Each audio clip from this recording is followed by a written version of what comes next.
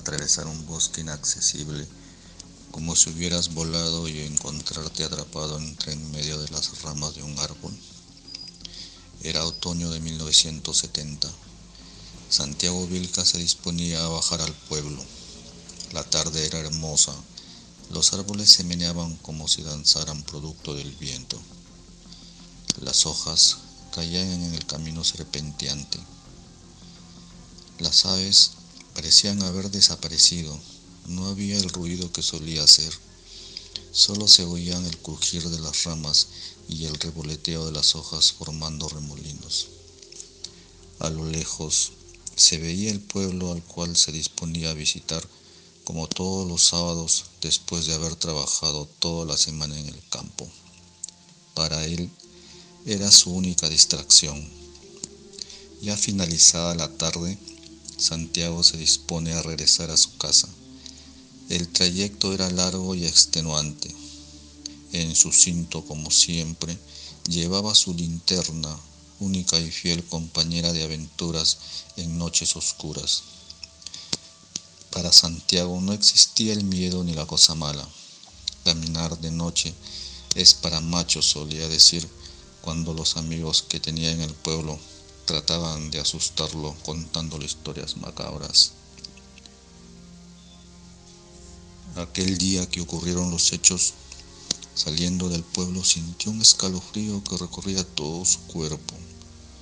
Durante toda su juventud nunca le había ocurrido algo así.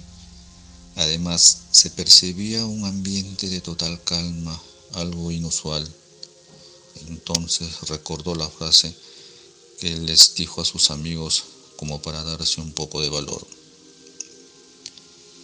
Cada cierto tiempo regresaba a mirar hacia el pueblo de una sola calle, con casas para ambos lados y con su iglesia en la parte más alta.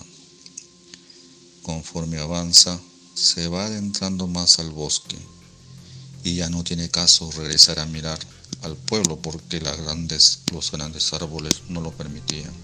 Además, el camino no solo estaba lleno de hojarascas, sino de ramas enormes que el viento había arrojado al camino como si hubiera ocurrido una gran batalla.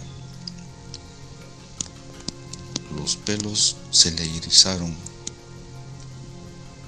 Su fiel compañera que andaba en su cinto a duras penas funcionaba. Su luz era no menos que la de una luciérnaga, a pesar de haberle comprado baterías nuevas. Todo en el entorno se le parecía raro. Tenía que sortear cada obstáculo que se le presentaba en el trayecto. Sentía como si alguien ejercía una gran fuerza en el ambiente que no lo dejaba avanzar. A duras penas y con el corazón palpitante, logró salir hasta un claro del bosque, donde recuperó las fuerzas, logró tranquilizarse, tomó un poco de respiro y siguió caminando. Alrededor del camino habían arbustos y un extenso pastizal. Todo se veía iluminado como noche de luna llena. Conforme caminaba, el sendero se hacía cada vez más ancho. De pronto se encontró con dos senderos. Se sintió confundido por un instante, ya que para llegar hasta su casa solo existía un solo sendero. No le queda más opción a Santiago que decidirse por uno de ellos. Lo eligió y continuó su camino, y conforme avanzaba, el camino comenzaba a desaparecer. De pronto, todo era tinieblas. La intensa luz que minutos antes había visto desapareció por completo. Quiso continuar y al dar un paso sintió que le clavaban enormes espinas en su cuerpo. Para cualquier lado que él giraba, sentía que entraban esas enormes espinas en su piel. Ya sin fuerzas y desesperado, comenzó a pedir ayuda. Los gritos eran desgarradores.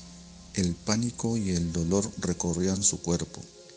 En ese momento, su esposa, que estaba pendiente de su regreso, escuchó los gritos de una persona que a lo lejos clamaba ayuda.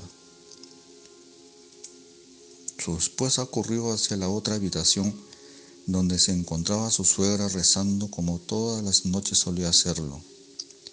Entró desesperada diciéndole: presiento que es Santiago la persona que está allá en la montaña pidiendo ayuda. Sin pensarlo, su suegra dejó el rosario en la cama y salieron para dar aviso a los demás integrantes de la familia. Una vez reunidos, provistos de machetes, varas y palos, se disponen a llamarlo por su nombre. Él solo atinaba a decir: acá estoy, pero todo retumbaba a su alrededor. Su voz empezó a reproducirse como un eco en todos lados. Era difícil ubicarlo. De pronto todos esos ecos cesaron y hubo un momento de total calma. Su esposa, desesperada y sollozando, gritó una vez más su nombre, y es ahí cuando pudieron orientarse para llegar hacia él. Pero las cosas no iban a ser tan sencillas como lo esperaban. Con los machetes en mano, fueron derribando arbustos. La zona era inaccesible. No había explicación alguna de cómo pudo haber llegado hasta ahí, si a duras penas y con machetes tuvieron que hacer camino para liberarlo de las entrañas de un árbol totalmente lleno de espinas. Las ramas lo habían abrazado como una anaconda abraza a su presa, y sentía que las espinas rozaban su corazón y que de a pocos desfallecía. No abrió los ojos por el dolor y porque la sangre que corría por su rostro lo impedía. El rescate fue doloroso y aterrador.